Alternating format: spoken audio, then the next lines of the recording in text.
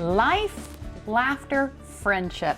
The three main ingredients for an incredible event, but there's also wine, cocktails, craft beers, and some of the most mouth-watering dishes you'll find anywhere. We're talking about what you'll find at the 7th Annual Southern Delaware Wine, Food, and Music Festival. Stacey Lamotta is the event founder and organizer, and we are so happy to have her here with us this afternoon. How you doing? Thank you. I'm so happy to be here. I think I've been here every year. Yes, and we love having you here. Thank you. And this is it's a fun event, as we know, but but I think we need to put right out there, this is a huge fundraiser. It really is. I mean, that was the intent of the event, was to raise money for various nonprofits across Delmarva. And we've managed to raise nearly $200,000 just with the 6 events that we've done so far. That's incredible. Okay, so some of my favorite things, wine, food, music. Let's start with the food. Food is going to be amazing. As always, we feature 20 or more restaurants that are providing magnificent food. And some of those are the new Drift in Rehoboth, Blackwall Hitch, Atlantic Social, Bethany Blues, you know, there's so many. I mean, I hate to even just mention a few without mentioning them all. But I can't remember all of them in my head. So many of them. There's so many of them. And then 75 plus different wines. Wines, cocktails, craft cocktails, and craft beers. Yes. Oh my goodness. Over 75, yes. And then great music. This year we are at a new venue, which is amazing. It's the the Hopkins Heartland complex in Lewis. So it's going to be inside and outside in this big, huge barn and this beautiful field we're going to have all done up right with, you know, restaurants, music, beverages. We have a chef throwdown competition, which has always been our signature event. And that goes on. And this year our theme is actually Eastern Sussex versus Western Sussex. No. And it's a chop style mystery basket of ingredients that Chef Hari Cameron is going to help me with providing. And then we have 3 celebrity judges. So those judges judge them on presentation, taste of the food, how they use the mystery basket ingredients, and then the kind of the show they put on presenting it. So sounds like so much fun. Okay, give us the wheres and the whens. Yeah, that's important. So it's October 1st. It's a Saturday from noon to 3:30 p.m. And it is at, like I said, with trouble I said it, but Hopkins Heartland's Covered Bridge in Lewis, a brand new venue, parking right there on site. And I should definitely mention Hari is spearheading an amazing dinner the night before, and we still have about 12 tickets left for that. Okay, so we're going to talk about that in a few moments. Okay. But we do want to say that you want to get your tickets for this particular event soon because they're going fast. And I also want to mention that Draper Media is a proud sponsor. Stacey, thank you so much for coming in. Thank you so much. It's great to be here. Sounds like so much fun. And as we mentioned, that's not all the food and fun you can have that particular weekend. There's actually a pre-fest dinner the night before. Chef Hari Cameron is in the DelmarvaLife kitchen to tell us more about this one-of-a-kind, first-class culinary experience. That's next. Did someone say Master Chef? We have a Master Chef right here in the DelmarvaLife kitchen. Time now for a preview of the food part of the Southern Delaware Wine, Food, and Music Festival. And of course, we're turning to Chef Hari Cameron, who always puts together meal masterpieces. What masterpiece are you doing today? Man, I'm so happy to be here. It's great to be back in the studio. And great to see you again. Yeah, so today what we're going to do is we're going to make a dish. This is going to be one of the dishes that we serve at the 5-course dinner with lots of plates and offering the night before the Southern Wine Food Festival, Delaware Festival. And we're going to make some rice grits. Are you familiar with rice grits? Ish. Yeah, so rice grits are awesome. They're called the middlings, and they're like a byproduct of rice processing. These ones are like Carolina Gold. I know the farmer, he resurrected an old grain of the grits. So we're gonna make these grits today. These grits are really great. I like to toast the grits previously. If you wanna add the grits in. Right now we have a 5-to-1 ratio. Okay. So 1 part rice to 5 part liquid. There's a little bit of heavy cream and water. So all this in. Add it in. Okay. Yep. What we're gonna do is we'll stir it as we add it in.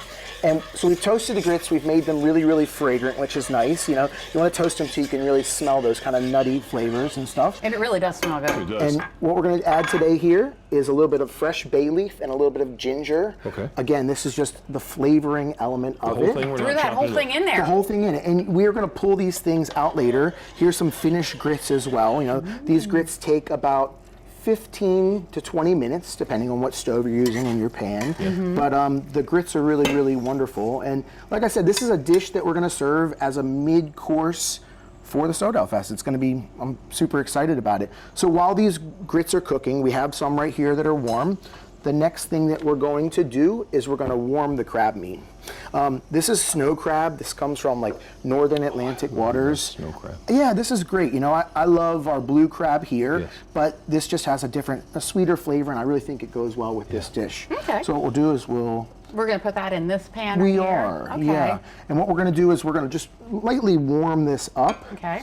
And what we're going to do, as it's warming, we're going to kind of glaze it as well. So what we're going to use to glaze it is this is like a white soy sauce. I like white soy sauces or a vegetable seasoning because it doesn't kind of stain your crab meat as much, but it gives like a little bit of umami, a little bit of seasoning as well. You can order it online or you can find it at different groceries. Umami. So a little bit, umami is like that meaty kind of savory presence, Okay. which, you know, I love umami. Umami is just like these deep flavors, and Parmesan, which this dish has as well, is deep in umami as well. And then what we're going to do is we're going to put some black truffle. This is like this is actually an Australian black truffle, which is really, really wonderful, but it has like a really deep kind of earthy flavor to balance out the sweetness in the crab. So we'll add a little bit of black truffle. Now, I've given this recipe, you know, you can find it, and really, if you're not using crab and truffle, that's fine. You know, this rice grits is, most people think of grits like, oh, it tastes like spackle. It's kind of like, doesn't have much flavor, where this is going to be deeply flavored, intense. Well, if it tastes anything like it smelled, it's going to have a lot of smells. So we're just going to add a little bit of butter in, and what the butter is going to do is it will sit on top. It'll kind of glaze and then the other thing we'll do is we'll add some fresh black truffle on top as well. Okay. This dinner we're doing is a collaboration dinner, and we're really going heavily on Delaware derived ingredients and Southern Delaware and different things, and I'm just so happy to present it. I'm so stoked. It's for a really great cause. Yeah. I was just gonna say the second that hit the pan, you could smell it. That was an interesting. And you know what? Actually, this is a great time to press pause on this dish for now and take a look at that. That is a snow crab, and like Hari said, we wanted to glaze it. And it looks like it's good and glazed right there. It's getting good for sure. Getting good. It's definitely smell. I keep talking about how everything smells. Chef Hari Cameron of Rehoboth Beach, and we're making Carolina Gold rice grits with snow crab and black truffle butter. All right, so you've put together. Awesome. So our grits have cooked. They've come together. They're creamy. They're seasoned and delicious. So we're going to use that as the bed of the plate.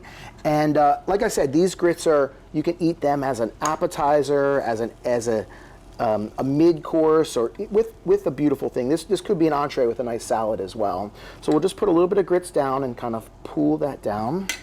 Then the next thing we'll do is we want some of this, you know, these is glazed nicely, black truffle.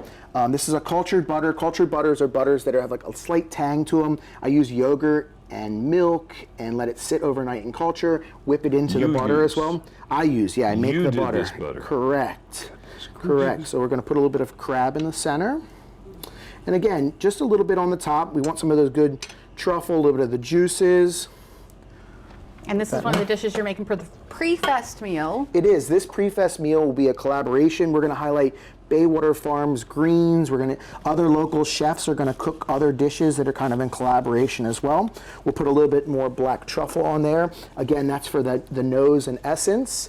Then we'll put just a light layer of Parmesan, again, more seasoning and umami. And last but not least, these are just some greens and herbs that I found that I grow. These are purslane. Purslane's wonderful, very healthy, beautiful crunch.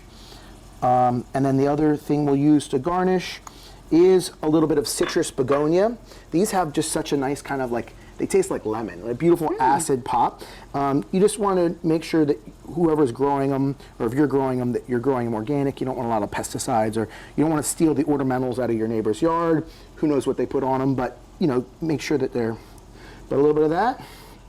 And I think that's done. I think it's ready to taste. All right, well, I'll tell you what, I'll grab some forks. Lisa, now, I'm sorry there's only one bowl over here. If folks want, well, we can share. We can share. No, I don't think so. if folks want tickets to the events, they can go online. Yes, Yeah, do the right. honors, please. Yeah, okay. Yeah, so there's still After about you. 12 tickets left to this dinner. It's a very limited seating.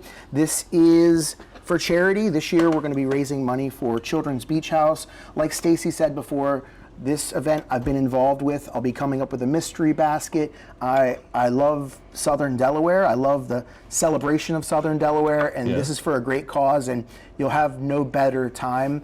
I was just in Hopkins Heartland, and it is beautiful. I got married around the corner at Lavender Fields. I have lavender tattooed on my heart for my wife, Stephanie.